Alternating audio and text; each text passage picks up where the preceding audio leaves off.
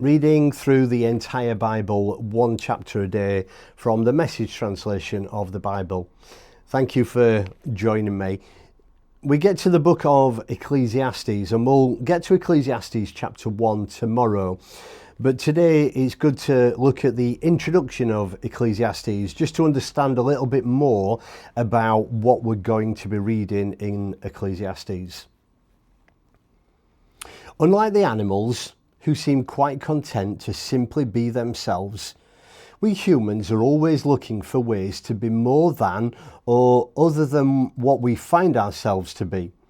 We explore the countryside for excitement, search our souls for meaning, shop the world for pleasure. We try this, then we try that. The usual fields of endeavour are money, sex, power, adventure and knowledge. Everything we try is so promising at first, but nothing ever seems to amount to very much. We intensify our efforts, but the harder we work at it, the less we get out of it. Some people give up early and settle for the humdrum life. Others never seem to learn, and so they flail away through a lifetime, becoming less and less human by the year, until by the time they die, there is hardly enough humanity left to compose a corpse. Ecclesiastes is a famous, maybe the world's most famous, witness to this experience of futility. The acerbic wit catches our attention. The stark honesty compels notice, and people do notice, or how they notice. Non-religious and religious alike notice. Unbelievers and believers notice. More than a few of them are surprised to find this kind of thing in the Bible.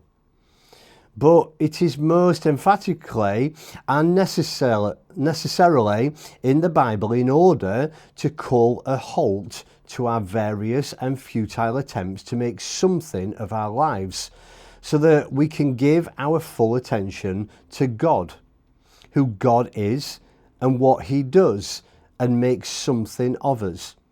Ecclesiastes actually doesn't say that much about God. The author leaves that to the other 65 books of the Bible. His task is to expose our total incapacity to find the meaning and completion of our lives on our own.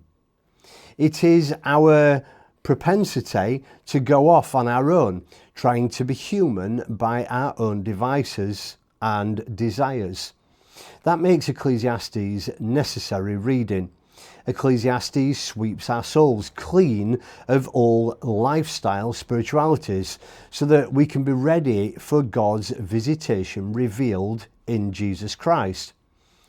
Ecclesiastes is a John the Baptist kind of book. It functions not as a meal, but as a bath. It's not nourishment, it's cleansing. It is repentance, it is purging. We read Ecclesiastes to get scrubbed clean from illusions and sentiment, from ideas that are idolatrous and feelings that cloy.